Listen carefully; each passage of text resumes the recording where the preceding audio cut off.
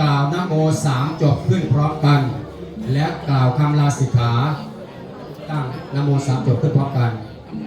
สามเณรทุกรูปกับประนมมือนะโม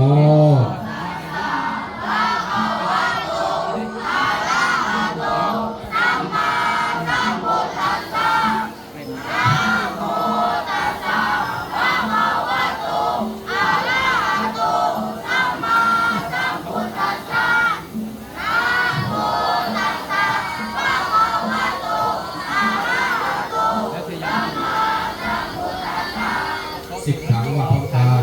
สิกขังปัจจามิ